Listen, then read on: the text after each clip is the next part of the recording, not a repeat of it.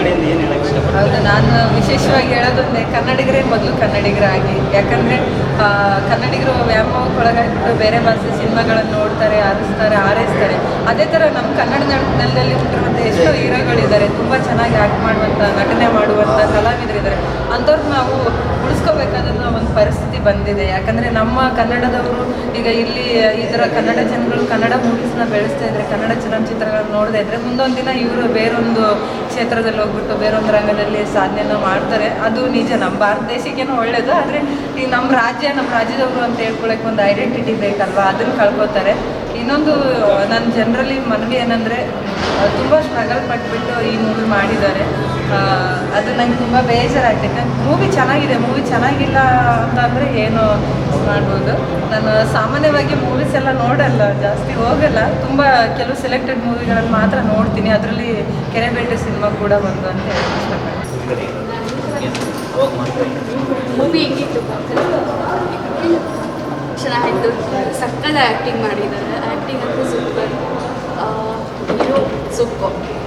Like it. Thank you. Sir ಹೇಗಿತ್ತು sir? Direction ಮಾತ್ರ, acting ಮಾತ್ರ, ಸ್ಟೋರಿ ಮಾತ್ರ ಲಾಸ್ಟ್ ಗೊತ್ತಾಗಲ್ಲ. ಎಷ್ಟು ಲಾಸ್ಟಿಗೆ ಭಾರಿ ಚೆನ್ನಾಗಿತ್ತು. ನೋಡ್ಬೇಕು, ಪ್ರತಿಯೊಬ್ಬರು ನೋಡ್ಬೇಕು. ತುಂಬ ಡೇಸ್ ಆಗಿದೆ ಮೂವಿ, 100 days ಆಗಿದೆ. ಒಳ್ಳೆ ಸಿನಿಮಾನ ನೀವು ಒಳ್ಳೆ ಸಿನಿಮಾ ಮಾಡಿ ಗೆಲ್ಲಿಸಬೇಕು. ದಯವಿಟ್ಟು ನಿಮ್ಮ ಫ್ರೆಂಡ್ಸ್ ಸರ್ಕಲ್ ಆಗಿ ಸಪೋರ್ಟ್ ಅಂತ ಇದ್ದೇ ಇದೆ. ಯಾರ್ಯಾರು ಇದ್ರೆ ದಯವಿಟ್ಟು ಎಲ್ಲರೂ ಎಲ್ಲರಿಗೂ ಮೂವಿ ಮಾತ್ರ ಮಸ್ತ್. Thank you sir. ಈಗ ಚೆನ್ನಾಗಿದೆ. ಕೊನೆಗೆ ಏನೋ ಸೈಬರ್ ಜೈ ಕನ್ನಡ. Thank you. ಮಾತ್ರ ನೆಕ್ಸ್ಟ್ ಲೆವೆಲಲ್ಲಿ ಈ ಥರ ಎಕ್ಸ್ಪೆಕ್ಟ್ ಮಾಡಿದ್ರೆ ತುಂಬ ಚೆನ್ನಾಗಿದೆ. ನೆಕ್ಸ್ಟ್ ಲೆವೆಲಲ್ಲಿ ಒಳ್ಳೆ ಕಂಟೆಂಟ್ ಬಂದು ನೋಡಿ. ಈಗ ಕನ್ನಡ ಚಿತ್ರರಂಗದಲ್ಲಿ ತುಂಬ ದಿವಸದಿಂದ ಒಂದು ಒಳ್ಳೆ ಕಂಟೆಂಟ್ ಇತ್ತೀಚೆಗೆ ತುಂಬ ಕಡಿಮೆ ಆಗಿದೆ. ಈ ಮೂವಿ ಒಳ್ಳೆ ಎಮೋಷ್ನಲ್ ಮೂವಿ. ಎಲ್ಲರೂ ನಟನೆ ಅಷ್ಟೇ, ಎಲ್ಲರೂ ನಟನೆ ಥ್ಯಾಂಕ್ ಯು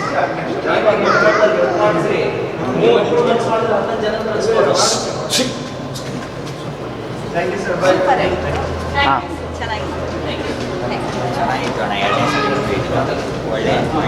ಎರಡನೇ ಸತಿ ತಿರ್ಗಾ ರಿಲೀಸ್ ಆಗಿದೆ, ಏನು ಅನಿಸ್ತಿದೆ?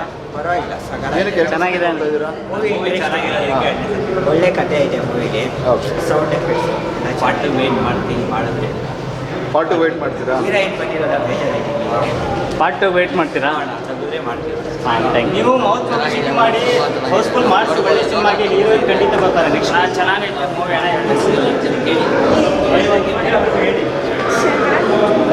ಚೆನ್ನಾಗಿತ್ತು. ಏನು ಚೆನ್ನಾಗಿ ಅನ್ನಿಸ್ತು ಸಿನಿಮಾದಲ್ಲಿ? ಯಾವ್ದು ಇಷ್ಟ ಆಯಿತು ಹೇಳಿ, ಪರವಾಗಿಲ್ಲ, ಏನು ಅನ್ಸುತ್ತೆ ಹೇಳಿ. ಡೈರೆಕ್ಷನ್ ಇಷ್ಟ ಆಯಿತಾ? ಎಲ್ಲ ಓವರಾಲ್ ಆಗಿ ಎಲ್ಲ ಇಷ್ಟ ಆಯಿತು. Okay, thank you. ನಿಮ್ಮ ಫ್ರೆಂಡ್ಸ್ಗೆಲ್ಲ ಹೇಳಿ.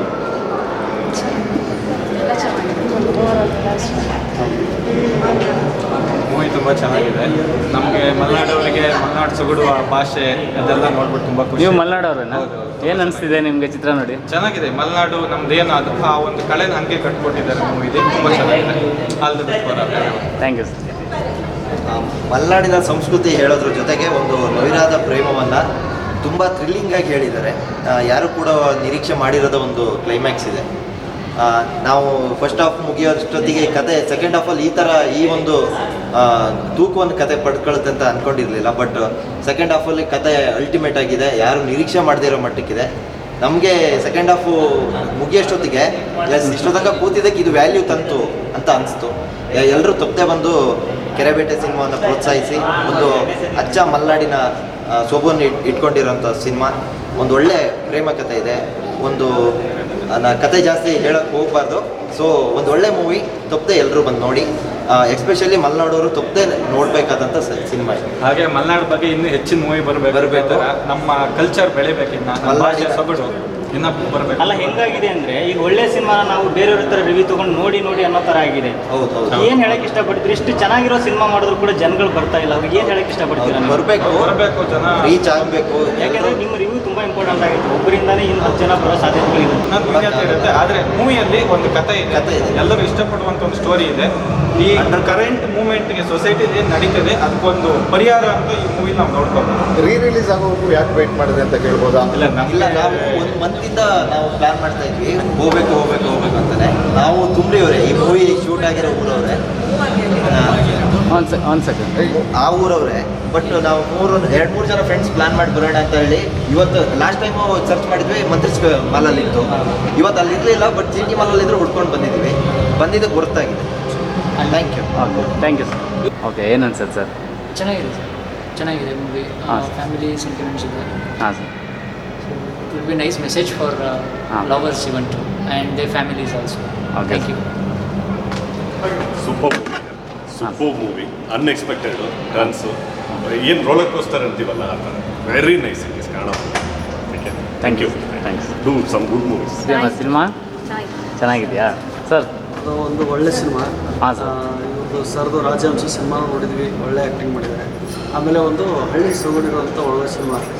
ಆಮೇಲೆ ಒಂದು ಇವಾಗ ಏನು ಹೋಗ್ತಾಯಿದ್ರೆ ಪ್ರೀತಿ ಎಲ್ಲ ಇವಾಗ ಜಾತಿನೇ ಮುಖ್ಯ ಅಂತ ತೋರಿಸ್ತಾರೆ.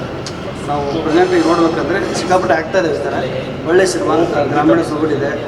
ಆಮೇಲೆ ಒಂದು ಒಳ್ಳೆ ಸಿನಿಮಾ ಮಾಡಿದ್ದಾರೆ, ಎಲ್ಲರೂ ನೋಡಿ, ಸೂಪರ್ ಆಗಿದೆ. ಮೇಡಮ್ ನಮಸ್ತೆ. ಸಿನಿಮಾ ಹೇಗೆ ಅನ್ನಿಸ್ತು? ಫಿಲಮ್ ಸಖತ್ತಾಗಿದೆ. ಜಾತಿ ಅಂತ ನೋಡಬೇಕು.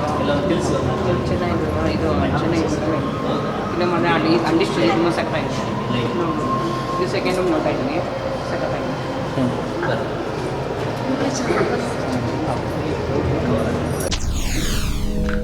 SSTV ಸಿನಿಮಾ ಜಗತ್ತಿನ ಕ್ಷಣ ಕ್ಷಣದ ಸುದ್ದಿಯೊಂದಿಗೆ.